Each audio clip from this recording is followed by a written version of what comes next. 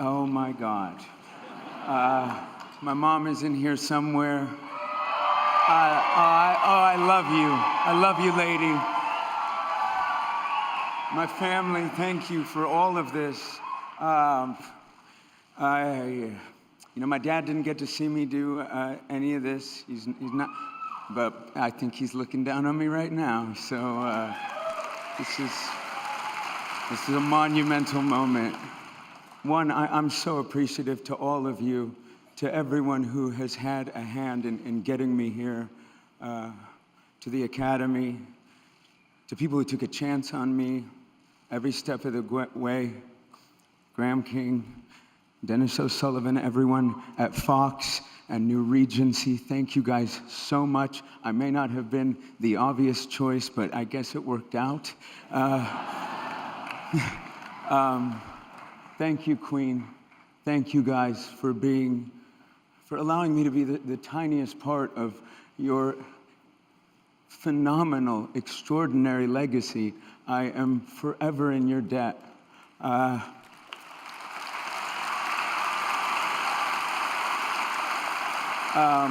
My crew and my cast, I love you. You are my equals. You are my betters.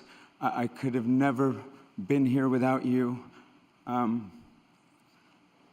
think about what it would have been like to tell little Bubba Rami that one day this might happen to him, and I think his curly-haired little mind would be blown. That kid was struggling with his identity, trying to figure himself out, and I think to anyone struggling with theirs and trying to discover their voice, listen, we made a film about a gay man, an immigrant who lived his life just unapologetically himself. And the fact that I'm celebrating him and this story with you tonight is proof that we're longing for stories like this. I am the son of immigrants from Egypt. I'm a first-generation American, and part of my story is being written right now, and I could not be more grateful to each and every one of you and everyone who believed in me for this moment. It is something I will treasure for the rest of my life. Lucy Boynton, you're the heart of this film. You are beyond immensely talented. You have captured my heart. Thank you so much.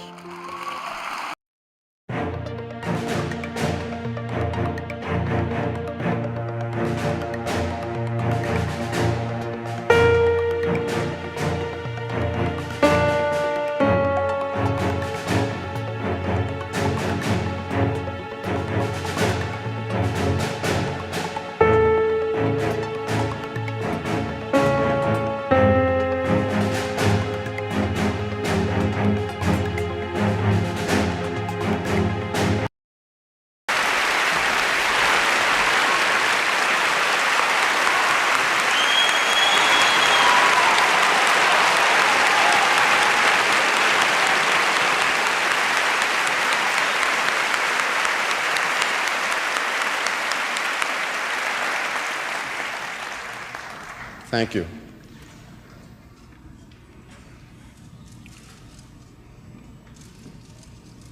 He has no genitalia and he's holding a sword.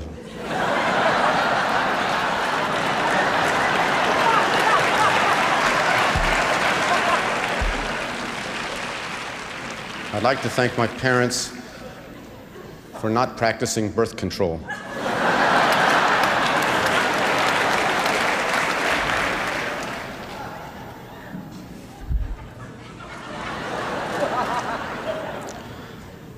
I'm up here with mixed feelings. I've been critical of the Academy, and for reason.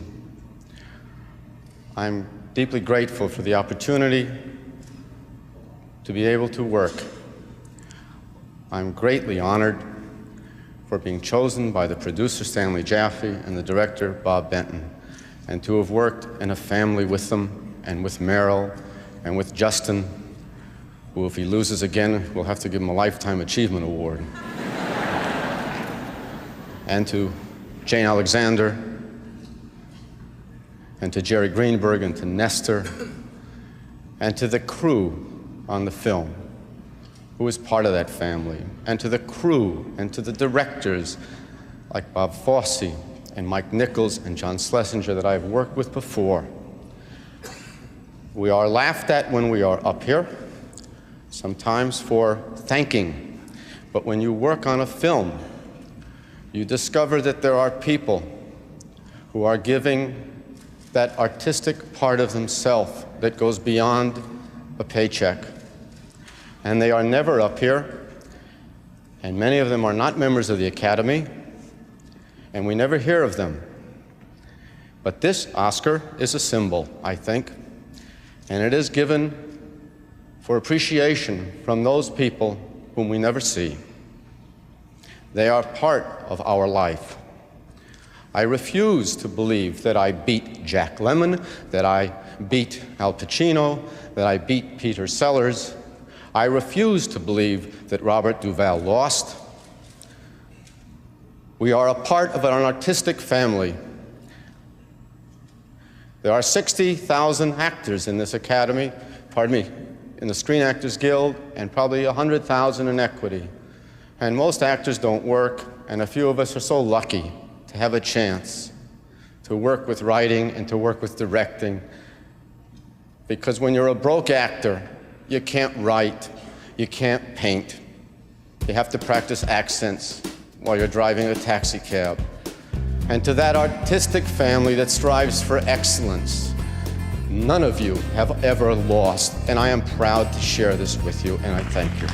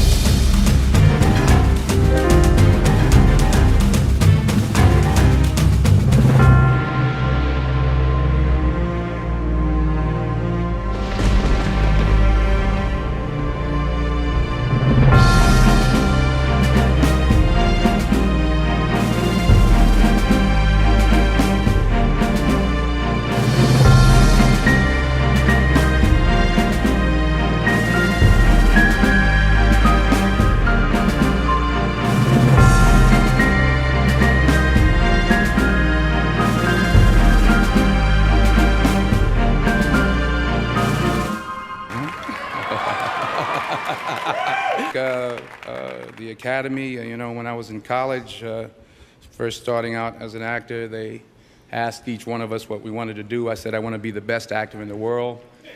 All the students in the classroom looked at me like I was a nut.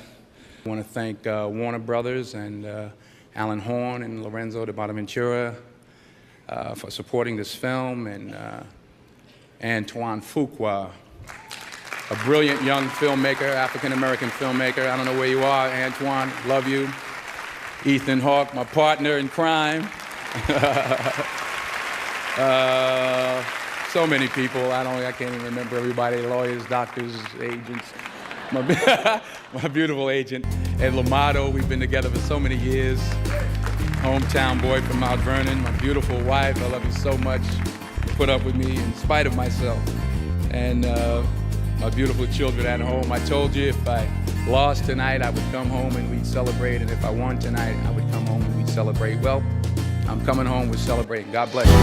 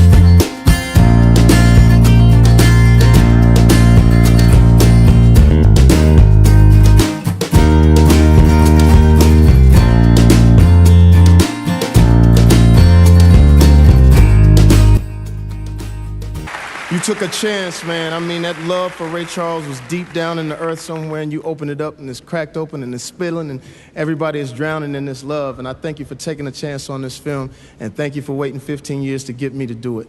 I want to thank you. I want to thank Crusader. I want to thank my agents. I want to thank Rick Kurtzman. I want to thank Kim Hodgett. I want to thank Steve Smoot. I want to thank my managers, Jamie King and Marcus King.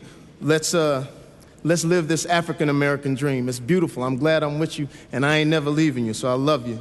I got a chance to meet a whole lot of people experiencing this. And other people I want to thank my sister, 4'11", of nothing but pure love.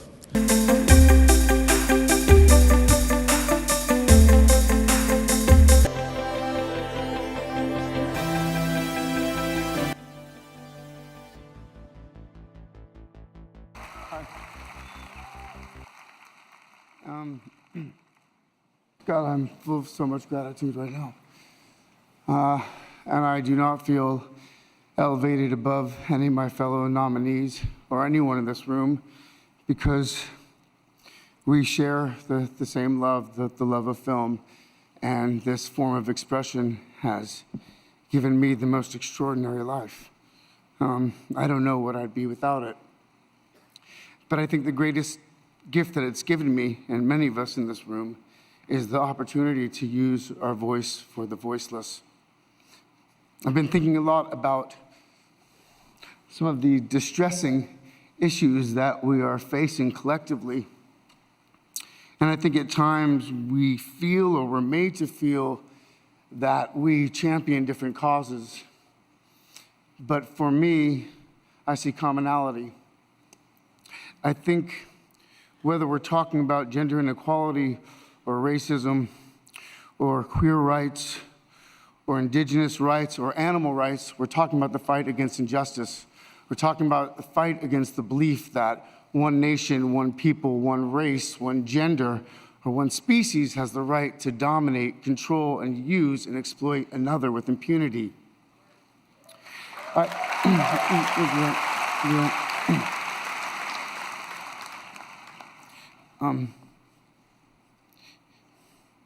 think that we've become very disconnected from the natural world, and many of us, what we're guilty of is an egocentric worldview, the belief that we're the center of the universe.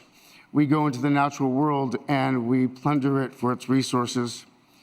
We feel entitled to artificially inseminate a cow, and when she gives birth, we steal her baby, even though her cries of anguish are unmistakable.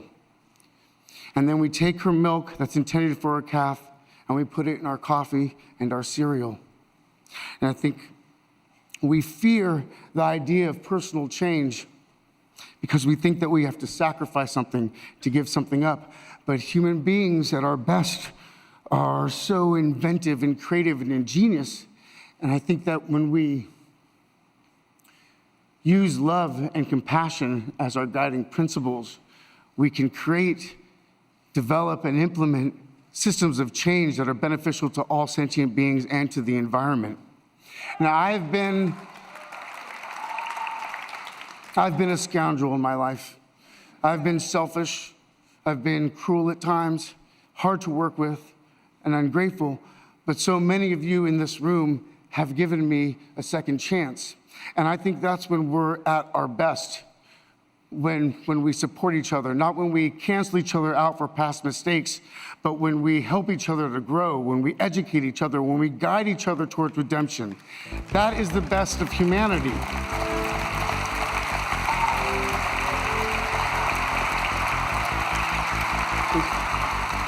I want to, when he was 17, my brother wrote this lyric. He said, "Run to the rescue with love and peace will follow." Thank you.